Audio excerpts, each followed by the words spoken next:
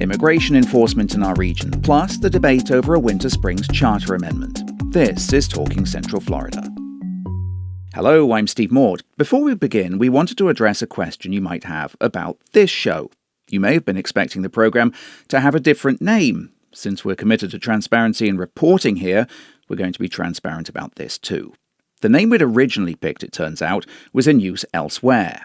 So even though that use is for a different purpose, we decided to change our name out of respect for the existing use.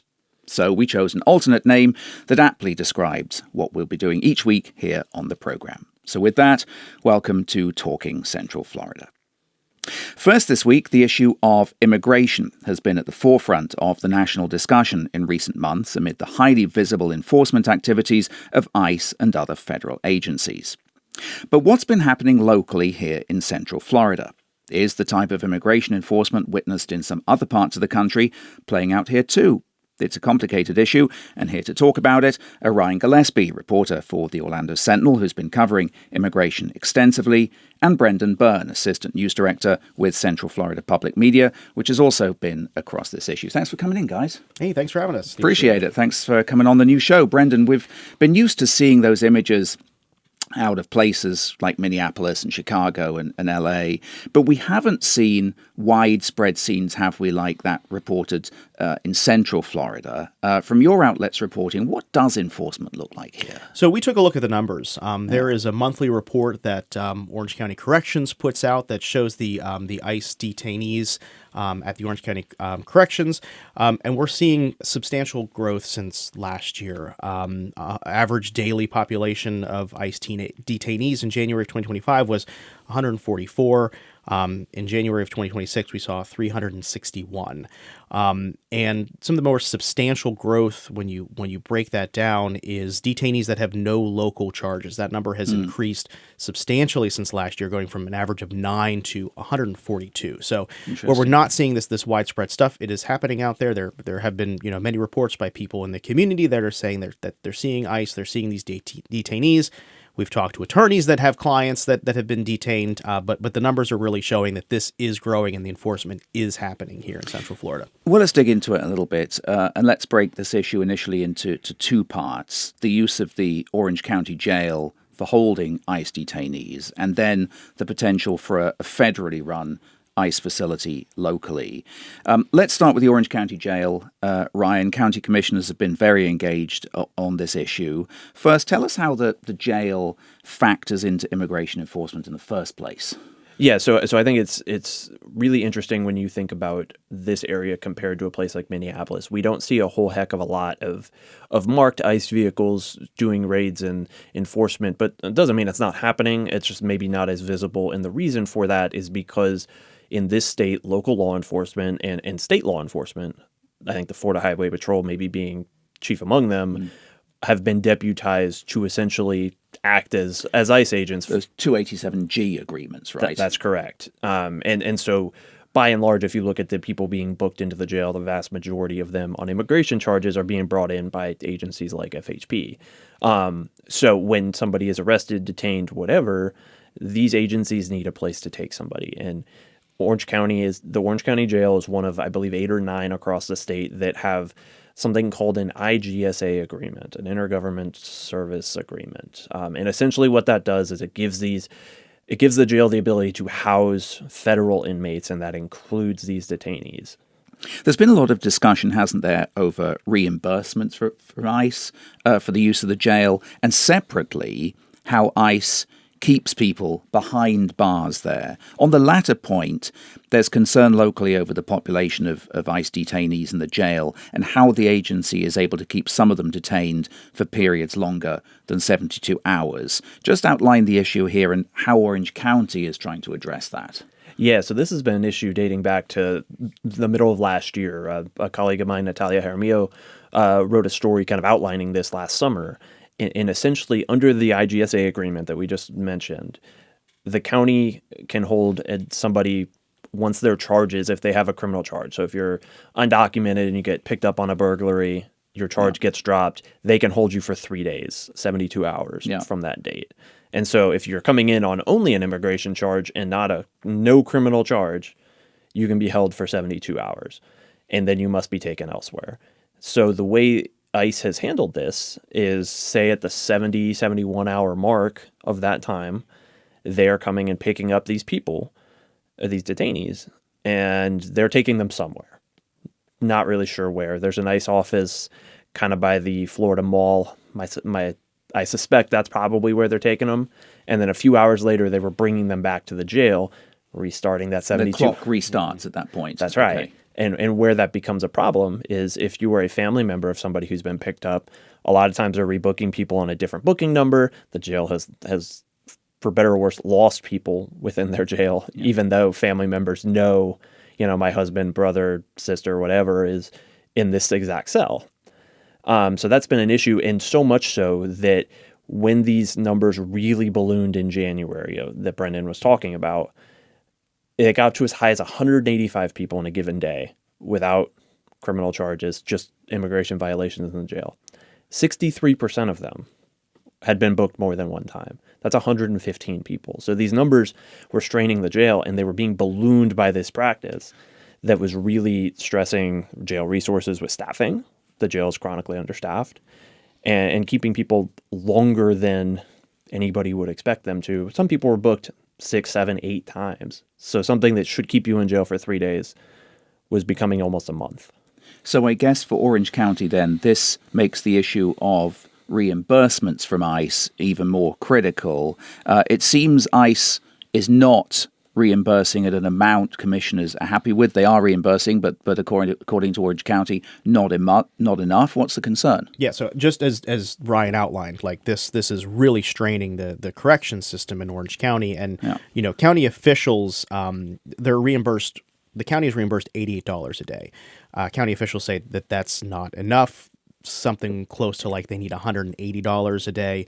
The county commission is grappling with how do they fix this, right? They've reached out to feds to figure out what to do. They're questioning how they can get around this IGSA agreement and make sure that they can get more funding there. But the strain is there. The Orange County government is taking steps to do it. And Orange County Mayor Jerry Demings has gone so far as to send a letter to the U.S. Marshals and say, look, if you can't figure this out by March 13th, then we need to do something about it. So, it's certainly a concern there, and county officials are working on it. They're just not sure what the result is going to be. Well, yeah, I mean, what can they do about it? Does Orange County really have any leverage here to get ICE to reimburse at a higher rate?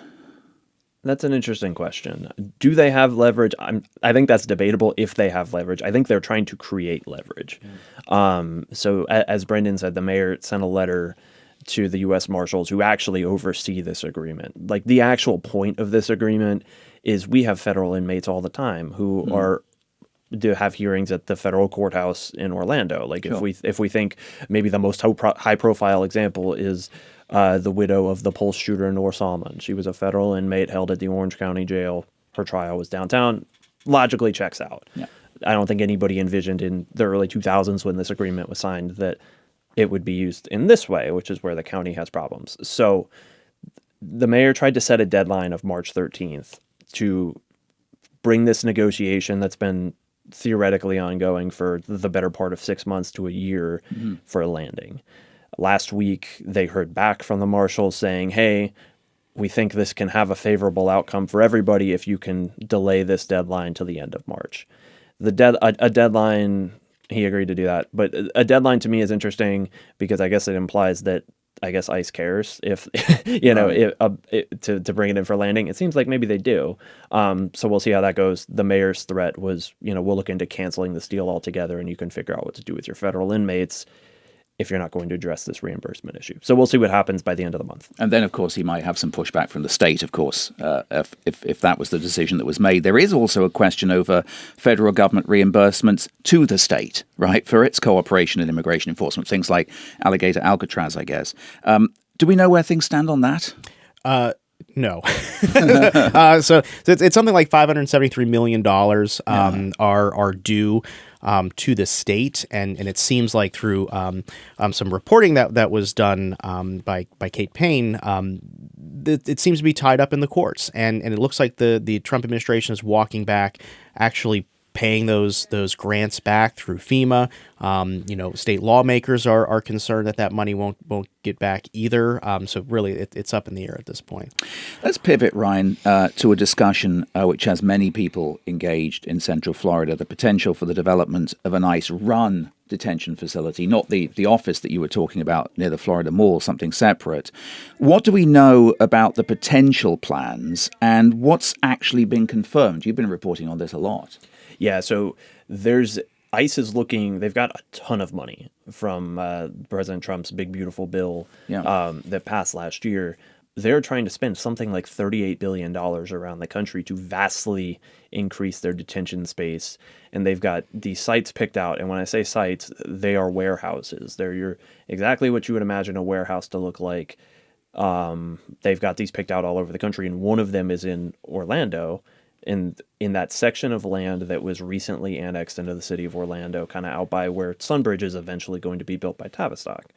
So the address is Transport Drive. It's off the 528 and genuinely the middle of nowhere. And I would encourage anybody listening to this, if you're curious, drive out there one day. There's nothing there. There's huge tracts of land. Yeah, it's kind of startling how remote of a facility this is in such an urban place like Orlando. So this 430,000 square foot warehouse is being eyed by ICE. I suspect from some records that I've obtained that the purchase price, if this comes in for a landing, will be something like $100 million.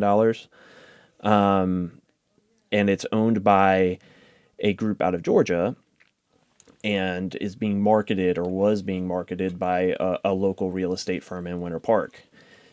None of those agencies have responded to my calls, emails, whatnot for comment. I've been hung up on a couple of times by executives there. In the last couple of weeks, the public listings for these warehouses have been taken off of commercial real estate sites, which might lead you to believe that there's been some progress on a potential sale. As of a few minutes ago, I don't see any evidence that it's been sold yet. But ICE has purchased something like 8 warehouses around the country so far on their list of 23. Weirdly, some of them, about 10, have been scuttled, these sales, for everything from activism to a lot of, believe it or not, it's been Republicans who have been opposed to it for a number of reasons. When you're housing a warehouse that could detain 10,000 people at a time, a lot of these places that they're looking to build warehouses in are towns of like 5,000 people. So you're going to detain more people in a building than you have in a town. That strains infrastructure and public safety and things like that. So there's all sorts of concerns around the country. But it's been pretty 50-50 on if they come in for a landing. Yes, and we record this show on Tuesday morning, just in case anything changes by airtime. Brendan, Central Florida Public Media has covered this story too. What have local leaders said about it? I mean, there seems to be a limit, right, to what local leaders can do about this, right? Yeah, so in Orlando, the city attorney, she sent a letter to the mayor and commissioner saying there's probably not anything that the city can do as it comes to, imposing regulations or interfering with anything based on the supremacy clause, right? The federal government has control over this. I know Orange County is wrestling with their response. There's been some very vocal opponents of this, like Commissioner Nicole Wilson. I know Ryan has done a lot more reporting on this, but they are also trying to figure out what they may be able to do. But it seems like the federal government will be able to come in and do this if they so choose. It seems to have been a pretty mixed reaction, right? Would you say, Ryan? That might be generous. I haven't. I've spoken to a lot of local officials about this over the last month, and I've yet to actually meet a single one that thinks it's a good idea. But to Brendan's point, I think largely they're trying to just throw stuff at the wall and see if there's anything they can come up with as a way to regulate it. And there's, when if you drive out there, it's very much a wetland and in the woods. So there's some environmental concerns, for sure. I've seen some Democrats like Anna Escamani and County Commissioner Nicole Wilson have some concerns even for the tourism industry. If you have a publicized ICE detention center 10 minutes east of Orlando International Airport, that's where families from all over the world come to start their vacation in the most visited tourist destination in North America. So those are legitimate. But to your point, Byron Donalds, the congressman who is the presumed front runner to be our next governor here in the state of Florida, actually stopped by there a couple of weeks ago with some local GOP activists.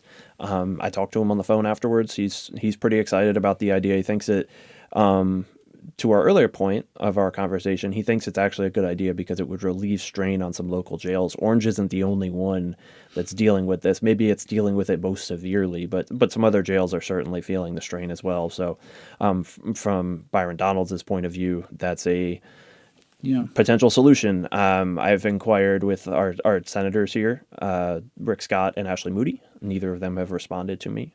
So I'm curious. And Governor Ron DeSantis also has been fairly quiet on this as well. So being that we've seen kind of mixed reactions from Republicans around the country, I'm curious where they stand. Well, I'm sure you'll stay across this story. It sounds like you've been busy gathering reaction and will continue to do so. My thanks to Ryan Gillespie from the Orlando Sentinel, who's been covering this issue extensively from a Central Florida perspective. Thanks for being here, Ryan. Appreciate it. Thanks for having me. Brendan, stick around. We're going to talk about space in a moment. We'll put links to Ryan's reporting in the podcast feed show notes.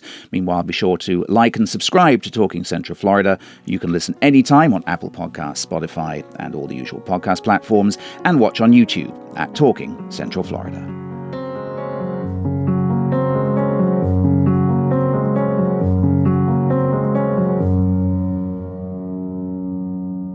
Okay, let's go to space. Well, not literally. We're going to talk about it, though, and some folks that will be going there, hopefully. Brendan's been doing a lot of reporting on the upcoming Artemis II mission and his role as host of Central Florida Public Media's Are We There Yet podcast. NASA last week had a successful fueling test and had targeted a March 6th launch from the Kennedy Space Center, but alas, another problem's cropped up and the whole thing has been pushed back again. When this mission does finally launch, though, it'll be a 10-day flight for the crew of 4, who'll become the first humans to venture beyond low Earth orbit since 1972, when they do a flyby off the moon. 1972, is that right, Brendan? Yeah, it was the last Apollo lunar mission. Amazing. Yeah. What went wrong this time? And what does it tell us about the readiness of the Space Launch System and the Orion spacecraft? Yeah, so things were looking great last week. The wet dress rehearsal was a success. We heard from launch director Charlie Blackwell Thompson, who was just beaming. They were able to do all of their test objectives, practice fueling the rocket, which had been quite a difficult thing earlier in February. And so they were going forward with that early March launch. And then over the weekend, they were unable to get helium into a portion of the rocket, right at the top of the rocket, right below the capsule. Why is that important? Helium is used to pressurize these fuel tanks. So when you start putting stuff in, it maintains the size and the pressure.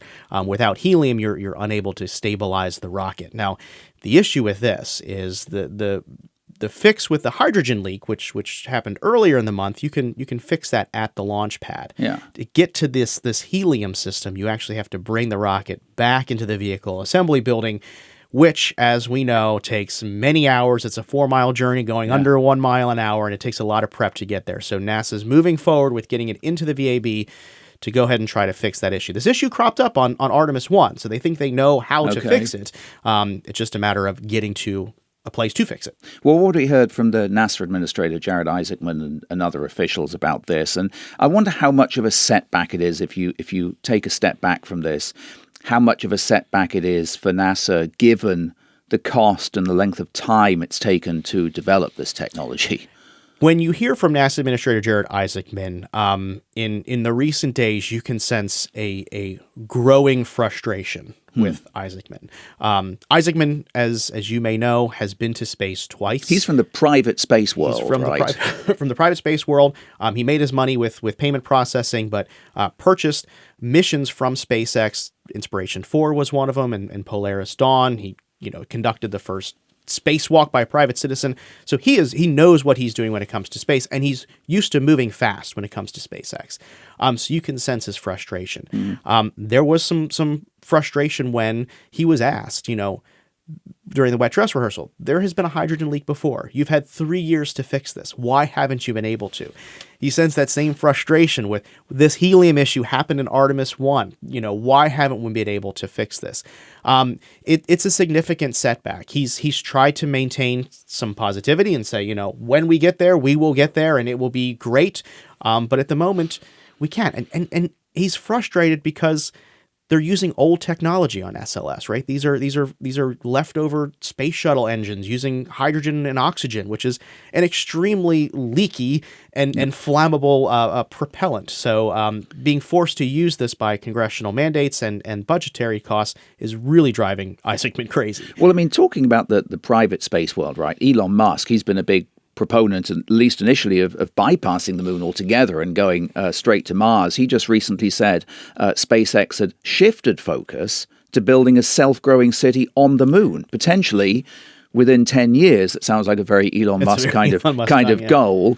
What's the dynamic there, though, with NASA trying to get to the moon as well? Is this a government commercial space race? And I guess Isaacman, coming from the private space world, is in kind of a strange position there. Yeah, so it's interesting because in order for NASA to get back to the moon, it needs the private space industry to get there, right? NASA is not developing its own rocket, right? SLS was contracted out by Boeing and Lockheed Martin and Northrop Grumman. The landing system that's going to get humans to the moon in Artemis II was being developed by SpaceX, doing its Starship. Now Blue Origin has entered the fray with their own thing, so there's kind of a race to get there. But there have been substantial delays in getting Starship ready. So Elon and SpaceX have faced growing pressure from NASA to get that. So you can kind of see why Elon's saying, hey, look, all right, we're going to focus on the moon. This is important to us. We're going to work on Starship so that we can get astronauts to the moon soon. Well, what do you think all these cumulative delays are going to mean for NASA's overall schedule for returning humans eventually to the lunar surface? President Trump has had some pretty ambitious goals when it comes to deep space exploration. Presumably, this has some effect? Yeah, he wants to see humans land on the moon during his watch. Like, we know that. So by 29, beginning of 29. But the issue with these space programs is they tend to, kind of extend beyond presidential administration. So the first Trump administration really kicked this into high gear. And then we saw the Biden administration, it kind of slowed down a little bit. And then now you see in the second Trump administration, it's picking back up again. Who knows what will happen, when after Trump's term in office, whether the next person is going to pick this up and think that this is something as important. It's very expensive. You need a lot of political capital. You need a lot of money to get these things off the ground. Well, before we wrap this up, let's talk a little bit about the mission itself. Mm-hmm. And I wonder how Orion, the capsule, is different from sort of human launch systems that we've seen since the Apollo era. How will the Artemis II astronauts' experience compare to those days? It'll be a little bit bigger. So that'll be nice, right? There's 4 people flying as opposed to 3 people flying in the Apollo days. Certainly a lot more technological advances. There's a lot more automation on it that you can still manually fly it. But, for me, the most interesting thing is, in compared to the Apollo missions, it will actually have a working toilet on it. So this will be the first time humans will be sending a toilet to the moon, which I think is something we can all celebrate. I know you've been covering the toilet issue pretty extensively, Brendan. It's obviously an interest of yours. Presumably when Artemis II launches, right, we can expect to see pretty substantial public interest and sort of all the traffic, I guess, that entails out on the Space Coast. Space Coast ready for this? I hope so. I think one of the issues may be that these launch times, especially this part of the year, is, either very late at night or early in the morning. So hopefully people will still want to get up and go out there. We saw a huge presence out there for Artemis I, but I'm hoping that people will get excited for that. The Space Coast is preparing for that. I've spoken to some people at FDOT who are ready to kind of alleviate traffic, but hotels are always booked up around these launch windows, so it should be pretty busy. I want to wrap up with a quick question about Boeing and the Starliner that you and I have talked about previously. There was a recent report blaming both Boeing and NASA leadership for the problems there with the Starliner mission. Tell us a bit about that report and what it means for low Earth orbit missions going forward. Mm-hmm. The report was pretty incredible because the NASA Administrator, Jarek Isaacman, as I mentioned, came out and slammed both Boeing and his own agency for faults in what was going on. And the report categorized this as a Type A mishap, which is the most severe mishap you can attribute an accident to. We're talking like Challenger, Columbia, Apollo 1 was all named this. Now, while there wasn't a loss of life, it rose to that clarification. Within NASA parlance. Within NASA, yeah. And so there were two issues that were found. One was issues with the thrusters, which we knew about. They still don't know why those thrusters have failed. But the report also identified that there were issues with leadership, and that there was this growing sense of distrust between NASA and Boeing, and they weren't working together. So it was kind of uncommon. The sources I talked to have never heard of a NASA administrator coming out publicly blasting both a contractor and an agency like this. So it seems to me that we will see a lot more oversight from NASA moving forward. Right now, we only have SpaceX to bring our astronauts to the space station, along with rides from the Russian space agency. But Isaacman said he's still committed to Starliner and hopes that they will get flying again, but he's got 61 recommendations in this report that they need to address before he will even think about putting astronauts on Starliner again. Well, you can hear much more space coverage on Brendan's podcast, Are We There Yet? Thank you so much for coming in, Brendan. Thanks, Steve. Always a pleasure. I really appreciate it. We'll put a link to Brendan's most recent coverage of the Artemis II delay in the podcast feed show notes. Meanwhile, be sure to join us on social media for more discussion on the reporting we're talking about on the show. We're at Talking Central Florida on Instagram and Facebook.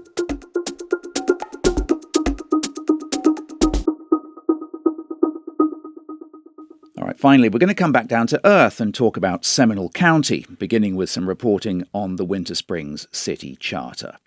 A bill had been filed earlier this session in the Florida House, which would have put a charter amendment on the ballot this year for Winter Springs voters. That bill has now been shelved for this session. Well, I'm joined in the studio by Abe Aboraya. He covers Seminole County for the Oviedo Community News. Good to see you, Abe. Yeah, glad to be here. Thanks for being here. Let's get into this, shall we?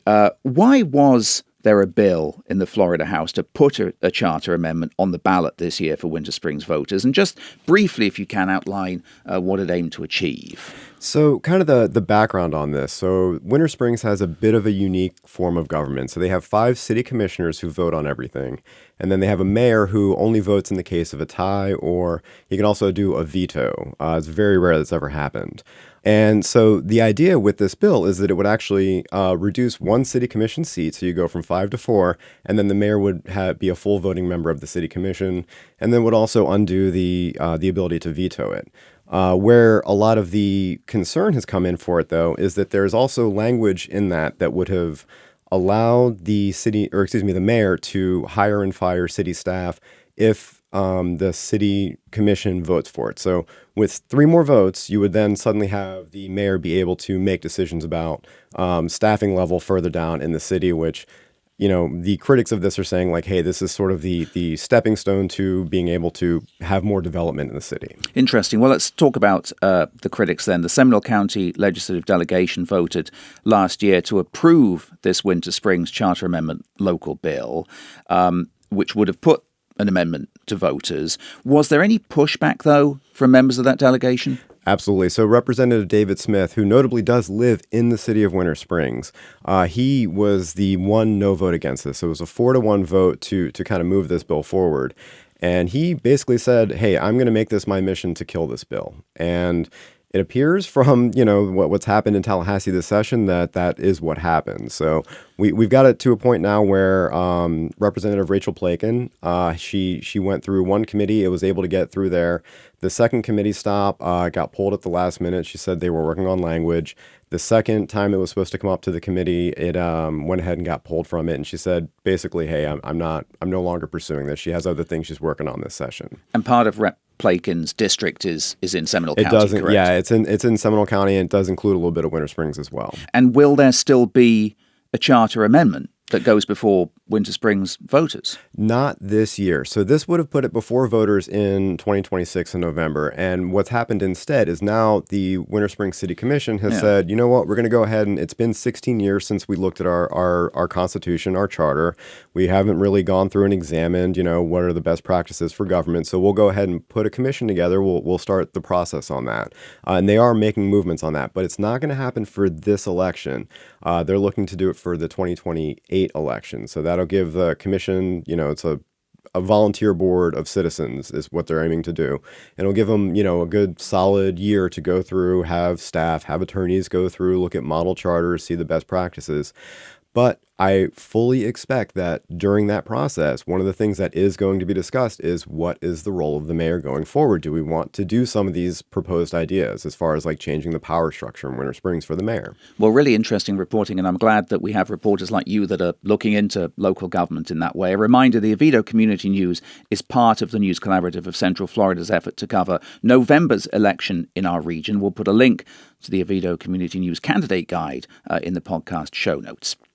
Well, transportation is one of the issues we're going to be talking about a lot on this show as we go forward. It's a key part of the growth puzzle in our region, and Abe has been covering one part of that in Seminole County as well. In the county last year, there was a decision made to end most Lynx bus connections right in the county in favor of a microtransit option called Scout. The Lynx bus services ended, in January, I think. First off, tell us, Abe, why that decision was taken. So the short answer to it is financial. So the Seminole County Commission was looking at, hey, they felt like they were at a point where they were going to have to start raising property tax rates for the first time in 15, 16 years. And one of the ways that they were looking to kind of handle that is like looking for other places to cut. And the Lynx bus services that we're paying for, that they're kind of splitting in Seminole County, it was costing them upwards of about $17 million a year. And they also were not just concerned about that $17 million number, it's the projections going out 5-10 years, the growth that was expected in that number. And so they kind of made this decision, you know what, we've talked about this for a while, we're going to go to something called, microtransit. It's like an Uber, but picks up extra passengers. So what is microtransit exactly? And what is Scout? And why did Seminole County think that was a better option? So the idea being that, from an end-to-end user, so the idea is you go on an app, you book one of these electric vehicles, you can book it, sit in your house, you don't have to sit outside at a bus stop. The idea is that it should show up in 20, 30 minutes, take you from where you're at to your final destination, just kind of go door to door. Now, the reality is, too, that it's not just like an Uber. It is also picking up other passengers along the way if they're along the route. It kind of looks like a little bus, right? Yeah. They're little Volkswagen ID buses. These little, very kind of, inside the vehicles, they're very nice. They're very smooth rides and everything. But, the reality of what's been happening is that, for people who are relying on public transit to get to work, it has made it logistically much more difficult to get to and from places. Well, yeah. So, how is it going? This seems also to be costing Seminole County more than anticipated? That is a very fair assessment of it, because they originally were expecting, they went from $17 million to $10 million in Lynx. So they were saving about $5.5 million was the plan with it. They have since had to increase the amount of money that they're spending to bring in more vehicles because the wait times were getting so long with this. So you were seeing like an average, it's supposed to be about 30 minutes. It was hitting an hour and a half, and the max times on it at some points were like 3 hours. And so it's not feasible for people, especially in the early morning and then the afternoon rush hour. Most people, when they're getting off of work, if they end up late getting home because of it, it's not as big a deal. But people I've talked to, work, if you have the kind of job where you need to be there at a certain time, that causes real issues. One of the hits on Lynx has been that it's an inefficient way to get around, that it can take hours to get to a particular place. Do they still think in Seminole County this was the right decision? The county commissioners are very supportive of it. And, they're still working out a lot of the kinks on this. They have gotten to the point now where the old Lynx structures are being pulled down. So I don't think there's an appetite from the county commission for it to go back to the way things were. I know that, obviously, when you talk to Lynx, they're like, they could go back if they wanted to go back to refunding these. It's just a funding agreement. But yeah, back to kind of the original question. Yeah, this is absolutely costing them. They've already had to up it by $1 million that was in that flex. And then they're also expecting some grant money that should be coming in summer that'll help them to be able to flex up and add more vehicles as well. The existing infrastructure that was there for those Lynx buses, that is being removed. That is being pulled out. And the reason being they don't want these bus stops to be there and people to have a shelter and a trash can. And then, people are putting trash in and no one's coming to pick up the trash. And so it just becomes they want to just go ahead and get them ripped out. And that has been a bit of consternation between, who's going to pay for that. The Lynx basically sent what looked like a bill to Seminole County for $660,000 to remove them. They're still to this point kind of working out the fine tuning of, who's going to pay for what in it. So that's still to be determined. And I know our collaborative partners, WKMG News 6, Catherine Silver has been doing some reporting about that story as well. You've been talking to residents, right, who've been using this service. How are they reacting to Scout? I mean, you sort of talked about some of the delays. And does there seem to have been a change in how the public feels about it since it launched? So talking to riders initially, a lot of it was kind of confusion and, the delays and not being able to get to work were a lot of the big complaints that we saw. Talking to, kind of people continuously on this, it seems to be the general consensus, and the numbers show this, that the wait times are getting better, things are getting better. But there are a lot of people, everyone I talk to is the kind of backup is as well, if I'm, one woman I talked to, she gets up at 5 a.m. and, hails a ride because she knows it's going to take an hour and a half. But the problem they're having is people cancel in the system. If they cancel a ride because it's going to take 90 minutes, resets the whole thing, and then everyone's wait times change. And so, you'll be sitting there, okay, it's 90 minutes, 60 minutes, 30 minutes, it'll reset, and then suddenly you're back at 60 or 90. And so then it's well, what am I going to do? I have to get to work. It's an Uber. So that's sort of the reality of it, is that people are using Uber as kind of the backup for this to get to work when they have to, when it's, that. And they are still able to get some Lynx, buses, and there are people who are still riding buses in and taking the Sunrail as well, because they have actually subsidized the transit costs coming to and from Sunrail stations as well. Well, it's an interesting experiment, and obviously transportation planners there in Seminole County still trying to iron out some of the kinks in that system. Thanks, Abe, so much for coming in. Abe Aboraya from the Oviedo Community News. You've been covering that extensively. Appreciate you coming in. Absolutely. Great to be here. We'll put up links to Abe's latest pieces on the Winter Springs Charter Amendment and the Scout microtransit system in the podcast show notes. But that's all the time we have for this week. A reminder, you can support Talking Central Florida by clicking like and subscribe. Listen anytime on Apple Podcasts, Spotify, and YouTube. Talking Central Florida is a production of the News Collaborative of Central Florida with support from the Orlando Sentinel, the Winter Park Voice, the Central Florida Foundation, and Central Florida Public Media, where this show is recorded. We'll be back with a new episode next Wednesday. Hope you'll join us then. Take care.